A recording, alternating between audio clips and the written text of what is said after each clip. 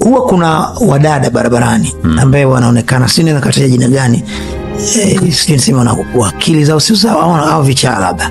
Sio kabla kuna kichaa kabisa anaokota makopo au yuko njiani afu namkuta mjamzito. Hivi wanaume wenzetu inakuwaje? Yani kabisa ni chizi lakini ukuta mjamzito. Sasa mimi wanajiuliza sikambia sasa hii mimba imeingiaje?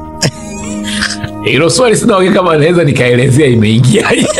Lakini jambo ni maana kuna mwanaume amehusika. That's my point. Hilo ni uhakika kwamba kuna mwanaume amehusika. Inakuwaje? Nini kilichomsukuma kufanya hivyo? Hakina tofauti na kinachomsukuma mzee wa miaka 60 kumlawiti mtoto, na pia ni sawasawa tu na kile kinachomsukuma baba kulala na mtoto wake wa kike. Ni matukio tu ambayo tunayashuhudia, lakini yana uhusiano mkubwa sana na tatizo la afya ya akili. Labda siri kubwa ambayo watu wengi hawajui kuhusu wanaume ni kwamba wanaume anapokuwa na stress, anapokuwa na msongo mawazo na akashindwa kujimudu kihisia, kujizuia, wengi huwa wana tendency ya kutafuta coping mechanism, namna fulani ya kukopu na ile stress. Na mojawapo ya njia za kukopu na stress anazotumia wanaume ni kufanya ngono. Okay. Kwa wakati mwingine unaweza ukahisi kwamba mwanaume ana tamaa, lakini ukweli ni kwamba sio tamaa, ila ana stress na anatafuta namna ya kuzidilizi zile stress. Lakini kweli kwa dada ambao unakutaka kabisa yuko chizi, mavitu amekusanya, mavitu amekana, mavitu yuko haeleweki, anachangana mimba.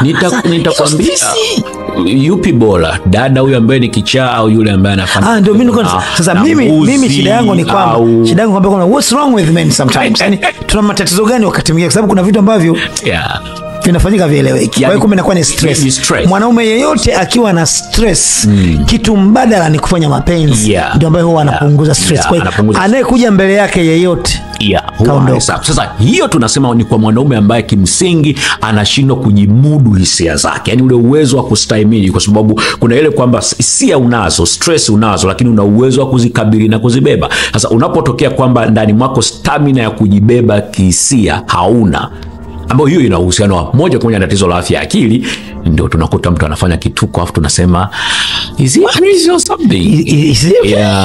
Lakini yeye anaona matatizo yeye nzima kabisa. Mawazo yenye tija kwa maneno ya dhahabu kukupa hamasa na kukujengea uwezo wa kufanya zaidi na kuwa zaidi.